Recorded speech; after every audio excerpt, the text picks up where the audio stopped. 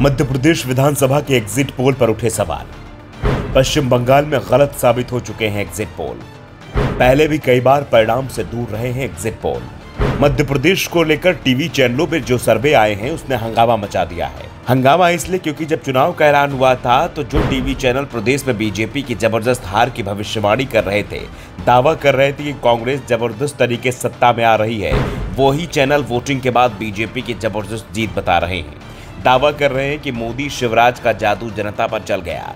जो कारण पहले शिवराज की हार के बताए जा रहे थे वो अब जीत के कारण बन गए हैं। ऐसे में एमपी के एग्जिट पोल पर हर ओर से सवाल उठ रहे हैं। दरअसल मध्य प्रदेश को लेकर करीब 8 एजेंसियों के सर्वे आए हैं। 4 में बीजेपी और 4 में कांग्रेस की सरकार बताई गई है, लेकिन 3 सर्वे ऐसे आए हैं जिसमें बीजेपी को 2/3 से भी ज्यादा सीटें बताई गई हैं, जिस कारण से सभी लोग चौंक गए हैं। कमलनाथ ने साफ कह दिया कि उन्हें इन एग्जिट पोलों पर भरोसा नहीं है, क्योंकि जिस तरह से एग्जिट पोलों में अंतर आया है वो इसे खुद ही सवालों में खड़ा कर रहा है। एग्जिट पोल पर भरोसा बीजेपी नेता उमा भारती को भी नहीं हो रहा है। दरअसल जिन एग्जिट पोल पर सबसे ज्यादा सवाल उठ रहे हैं उसमें एक है इंडिया टुडे एक्सेस माई एग्जिट पोल, जिसमें बीजेपी को 140 से 162 सीटें दी गई हैं, जबकि कांग्रेस को 68 से 90 सीटों का अनुमान है।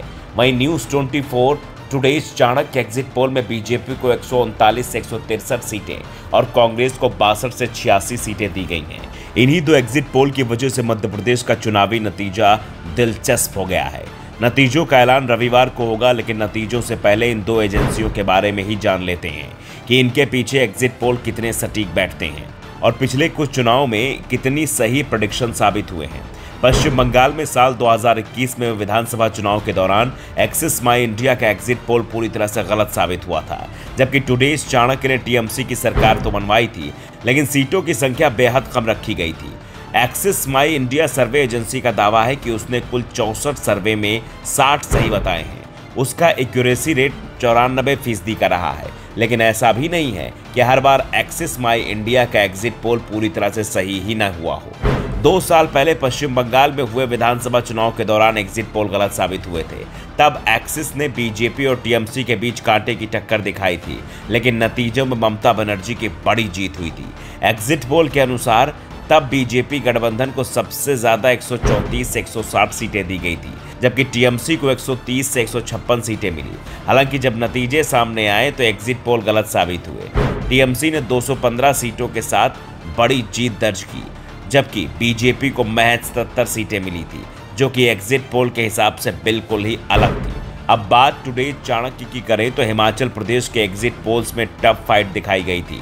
कांग्रेस और बीजेपी दोनों को 33 सीटें दी गई थी, जबकि जब नतीजे सामने आए तो कांग्रेस की स्पष्ट जीत हुई और 40 सीटें जीती। वहीं बीजेपी को 25 सीटें मिली थी। इसके अलावा पश्चिम बंगाल विधानसभा चुनाव में चाणक्य ने टीएमसी को 180 सीटें दी थी, जबकि बीजेपी को 160 सीटें।